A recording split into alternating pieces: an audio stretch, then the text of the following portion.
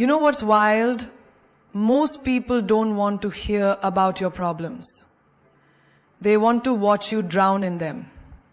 And if you're not careful, they'll even cheer while you do. That's the hard truth. So let me say this. Don't tell people about your problems. Tell them about your comeback. Because sympathy is temporary, but strength is unforgettable. There's something dangerously beautiful about becoming your own rescue team. Most people are addicted to attention. They think sharing pain will earn them love, validation, or help. But what you don't realize is, every time you tell someone your wounds, you're giving them a weapon they might use later. This world respects mystery, not mess. It rewards power, not. Not everyone deserves access to your vulnerabilities. That's not just a caution. It's a rule for survival in a world that often confuses compassion with curiosity. You see, people may smile at you, nod their heads, even say, "I'm here for you." But the truth is, some people are not safe places. They're just temporary stops for your deepest wounds. And they will not carry the weight with you. They'll carry the story of it to the next table, the next friend, the next gossip session. Imagine this. You're having a rough week. Work is draining. Your relationship's rocky. Your energy is low. So you confide in someone, a friend, a colleague, maybe even a family member. You pour your heart out, thinking you're in a safe space. A few days later, you hear your own struggles being repeated, not with compassion, but with commentary. Did you hear what she's going through? Her boyfriend might leave her. I don't think she's stable right now. That's when it hits you. You weren't speaking to a listener. You were speaking to a loudspeaker.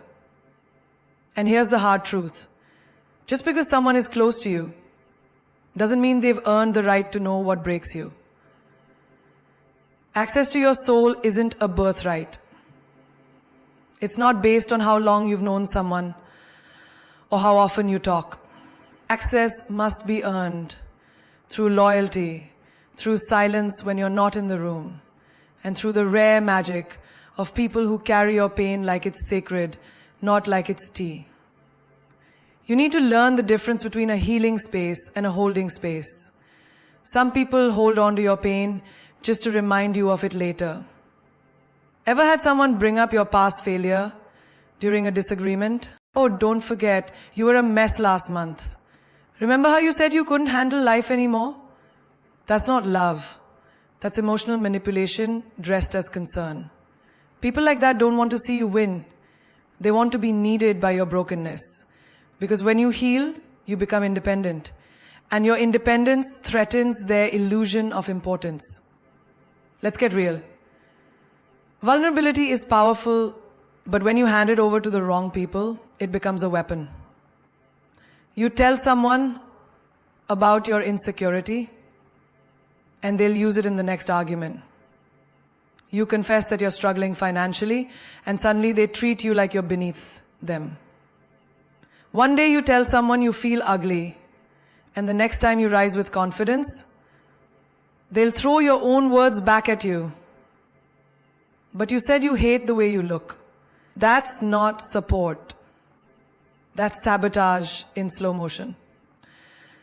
In your daily life, be observant. Who leans in when you're silent? Who checks on you when there's no drama? Who celebrates you without needing to fix you? Those are your people. Everyone else? They might be nice, they might be familiar, but they're not your safe zone. Think of your vulnerability like your home.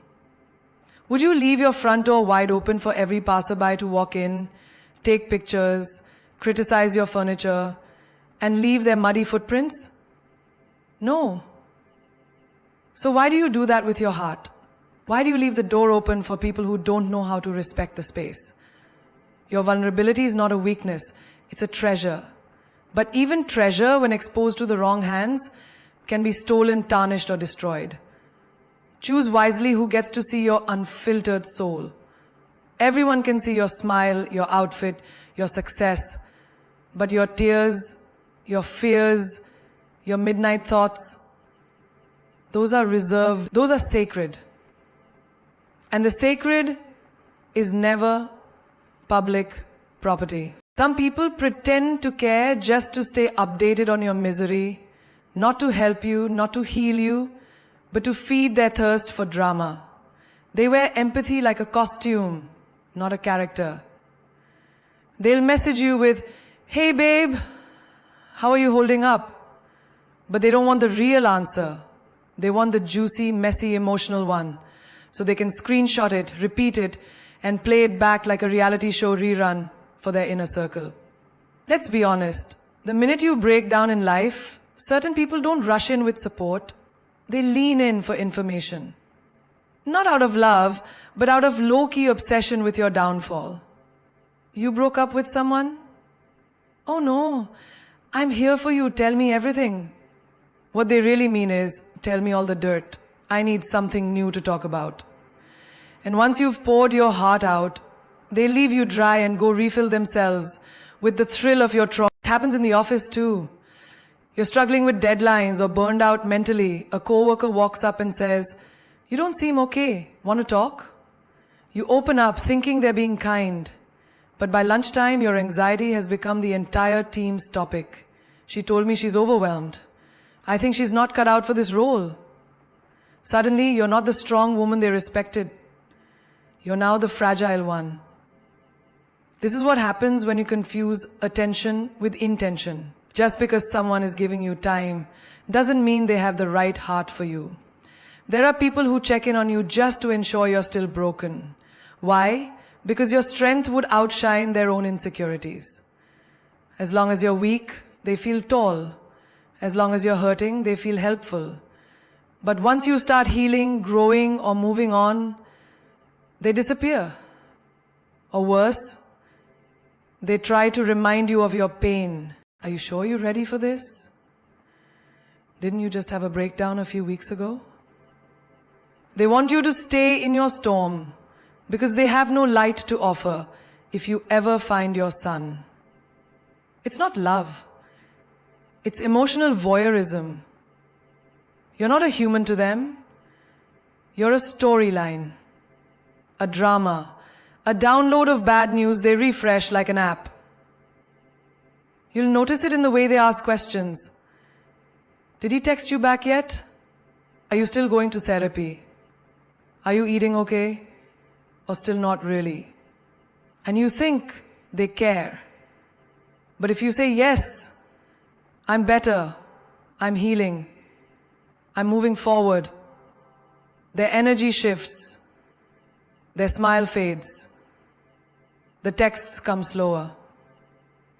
Because you've taken away their favorite show, your pain. You can feel it when someone's curiosity is louder than their compassion. When they keep asking questions but never offer help. When they want your story but not your silence. When they lean in more when you're falling apart, but disappear when you say you're doing fine.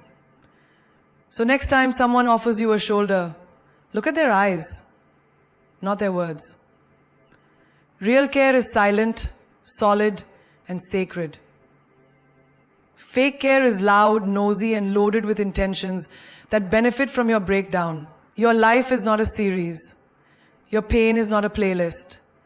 Your story is not for public viewing.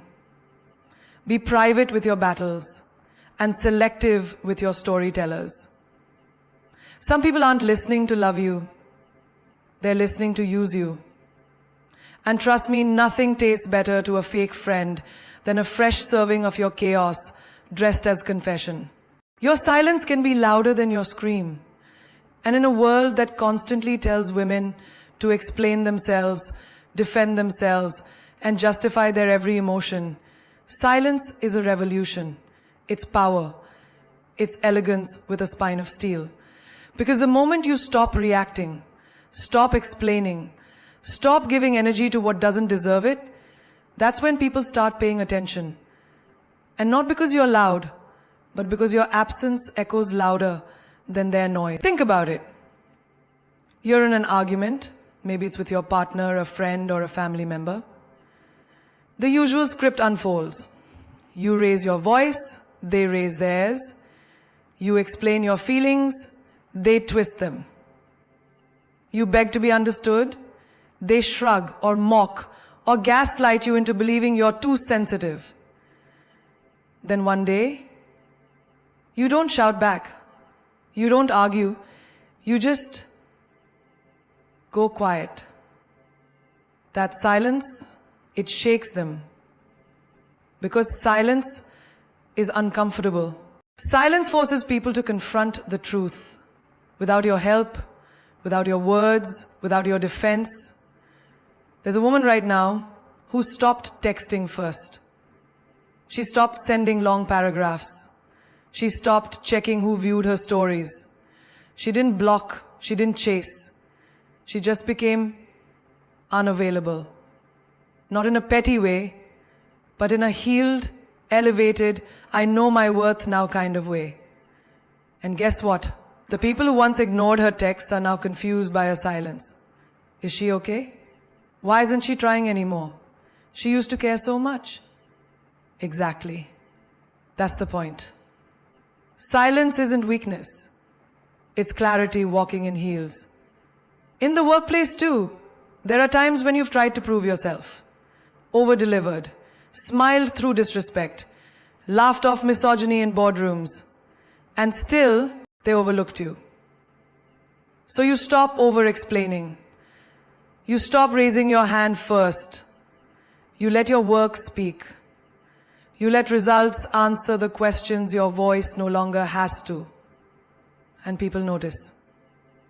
Not because you screamed for credit, but because you moved in silence and shook the room anyway. Even in friendships, there comes a time when you realize your energy is not a charity. You stop calling people who only call when they're bored. You stop showing up for people who never check if you made it home. Your silence becomes a boundary. And guess what? The ones who only came around for noise, for gossip, for updates, they'll disappear. But the real ones, they'll feel your silence like a missing heartbeat. Because your energy was never ordinary, it was a gift. Silence is not the absence of strength. It's the presence of self-respect. Because the loudest scream you can ever release is the decision to not explain yourself anymore. To walk away without drama. To heal without announcing it. To grow without broadcasting the roots. Someone hurts you? You don't post a quote. You don't throw shade. You disappear. Someone doubts your worth? You don't prove them wrong. You let their absence speak volumes. Someone plays with your peace? You stop giving them a seat at your table. Let's be clear. Your silence is not emptiness. It's loaded with power, with answers, with a knowing that says, I'm done performing for people who refuse to clap. That kind of silence, it moves mountains. It closes chapters. It shakes egos. You are not obligated to set yourself on fire just to keep others warm with your explanations. Sometimes, the most divine thing you can do is go quiet, go inward, go sacred. Let your peace disturb the ones who were entertained by your chaos. Let your stillness speak where words failed. Because sometimes silence doesn't just say more, it says everything. Healing is a personal journey, not a group discussion. It's not a post, it's not a performance, and it's certainly not a panel of opinions. You don't need to explain your wounds to people who never bled with you. You don't need to justify your silence, your solitude, or your slow mornings to a world that claps louder for pain than for progress. Healing is messy. Healing is sacred. Healing is yours. And not everyone deserves front row access to it. There's a woman right now sitting in her room, deleting numbers not out of spite, but out of self-preservation. She's unfollowing accounts that used to remind her of who she once was. And every tap of unfollow is a breath of freedom. Healing, that's where power lives. We live in a world where people want you to document every step of your recovery like it's a TV show. Update us. Tell us what happened. Let's discuss it. But your healing is not up for debate. This is not a democracy. It's a divine decision between you and your spirit. Because the more you open your wounds for commentary, the longer they take to close. Not everyone wants you to heal. Some want you to stay broken, just so they feel better about their own cracks. Imagine someone grieving a heartbreak. Everyone around her has something to say. You should go out more. Just date someone new. Why are you still sad? But what they don't understand is that healing doesn't follow a timeline. It's not a schedule. It's a soul shift. Some days she's dancing in her kitchen like she never knew pain. And other days she can't breathe without crying. That's healing. It's not cute. It's not Instagrammable. It's raw. It's real. And most of all, it's private. Sometimes the best progress happens in the dark. Away from noise, away from validation, away from people who think healing is linear. It's not. It's one step forward, two steps sideways, a fall, a rise, a stillness, a storm. And the moment you stop inviting people into that chaos for their opinions, you start hearing your own voice. That's where true healing begins. When the only voice guiding you is your own, not filtered through likes, shares, or advice you never asked for. Even in therapy, the most powerful moments aren't when you explain your pain to the therapist. It's when you hear your own truth out loud, maybe for the first time. And that truth isn't for your cousin or your coworker or that friend who just wants the tea. That truth is for you. You get to decide who sees your scars. And sometimes the answer is no one. Healing also doesn't always look wise or beautiful. Sometimes it looks like staying in bed. Sometimes it looks like walking out of a room quietly instead of engaging in drama. Sometimes it looks like crying on the bathroom floor with your makeup ruined and your soul tired. But you rise again. Not because someone clapped. Not because someone watched. But because you were ready. That's healing. That's what strength looks like behind the scenes. You don't owe the world an explanation for your peace. You don't owe anyone a front seat to your comeback story. Heal for you. Grow for you. Protect your process. Because when the healing is real, it's not loud. It's not theatrical. It's not for them. It's for you. And that is enough. Use pain as fuel, not as a performance. Because pain is not your identity, it's your ignition. You don't have to wear your wounds like a badge just to prove you survived. You're not here to entertain people with your scars. You're here to evolve, to rise, to burn brighter because of them. You don't owe the world a show. You owe yourself a comeback. Think of the woman who was betrayed by the one she trusted the most. The kind of betrayal that steals your breath and leaves your spirit curled up in corners. She could have gone online, posted quotes, thrown shade, told the world what he did. But she didn't. Instead, she got quiet. She hit the gym. She started that business she put off for too long. She poured her rage, her confusion, her grief into the grind. Every drop of sweat was a prayer.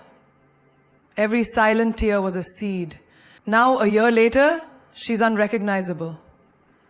Not because she performed her pain, but because she transformed it. Pain doesn't need an audience. It needs direction. You don't heal by getting sympathy claps from people who are just there for the drama. You heal when you turn that ache into action. When you channel your heartbreak into your hustle. When you stop begging for closure and start building a new chapter without asking for permission. There's a young girl who was told she'd never be enough. Not pretty enough. Not smart enough. Not loud enough to be seen. Her classmates laughed, her family dismissed her dreams. Instead of proving them wrong with words, she buried herself in the work. She stayed up late studying, she practiced until her hands ached. She used every insult like gasoline, every rejection like a spark. She didn't clap back. She leveled up. She didn't post about the pain. She built a life so powerful, it made people wonder how she did it. That is what it means to use pain as fuel. Pain is an emotion, yes. But left unchecked, it can become a performance. Some people get addicted to talking about their wounds. They wear their trauma like fashion. But the truth is, healing doesn't need validation. Growth doesn't need a stage. You can grieve and grow quietly. You can shatter, then shine without an audience. Think about a single mother, abandoned by her partner. The world expects her to collapse, to vent, to tell her story for sympathy. But instead, she works 2 jobs. She wakes up before the sun. She reads self-help books in the car while her kid naps. She saves every cent. And years later, when she buys her own house and her child walks across the graduation stage, that's the performance. Not the crying, not the heartbreak, the rise. Don't let pain turn you into a spectacle. Let it turn you into a force. People may doubt your journey. They may never know what you survived. And that's okay. You don't need their applause. You don't need them to understand the fire. You just need to burn. Let your comeback be your response. Let your glow up be your revenge. Let your evolution be so fierce that no one even remembers how they once broke you. You're not here to be pitied. You're here to be powerful. So take that pain, every heartbreak, every betrayal, every sleepless night, and use it. Fuel your art, your career, your self-worth, your healing.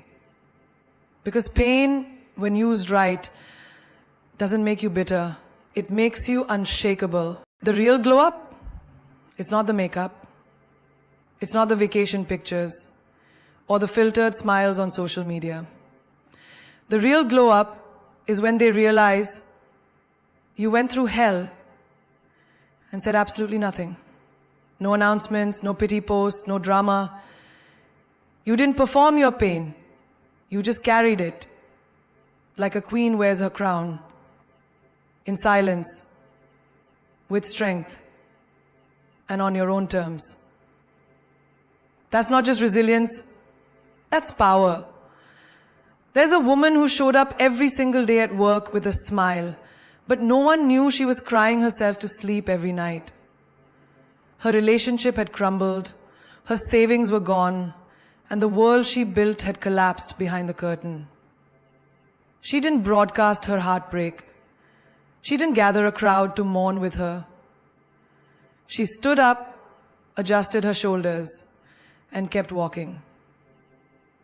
She didn't post about her struggle, but she became the message. And months later, when she launched her own business, when she stepped out, glowing and growing, the world finally looked at her differently. Not because she bragged, but because she became unbreakable. When you can suffer in silence and still smile in public, you've tapped into a level of strength most people can't even fathom.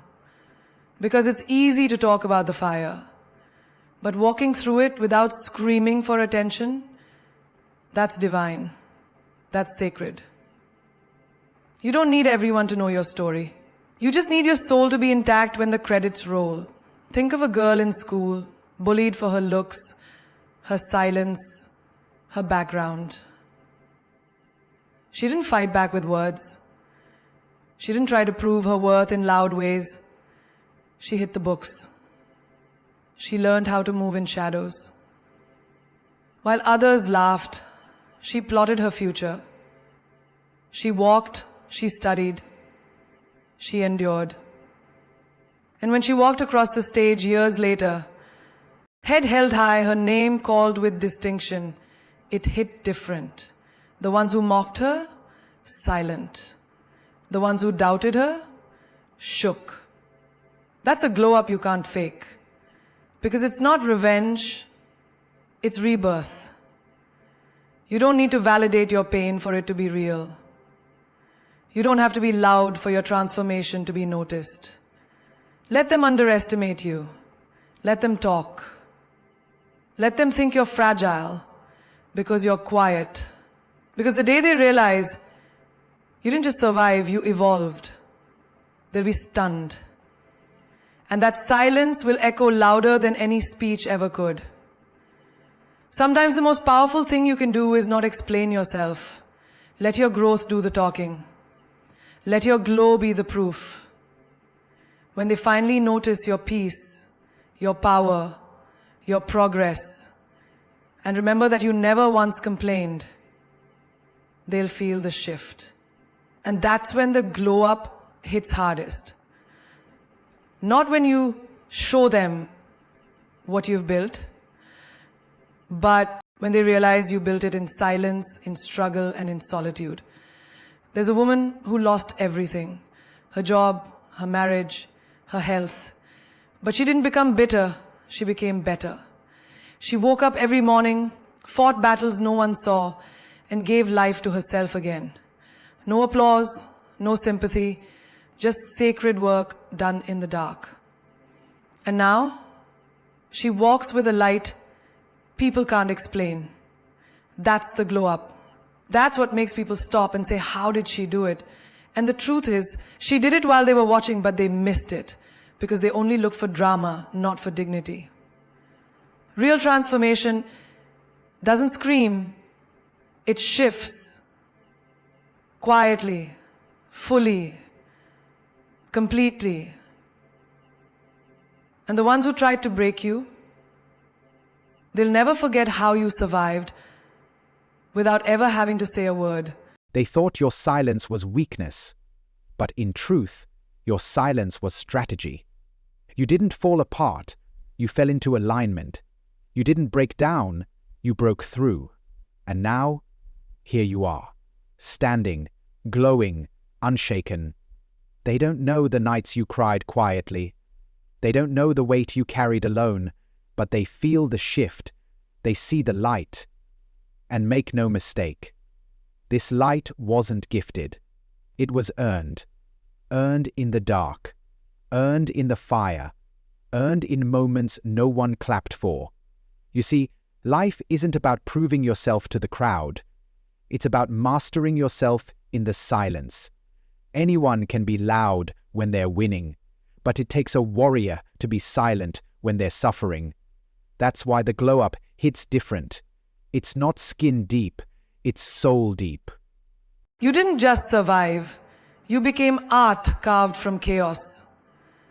A living testimony that pain doesn't define you, it refines you.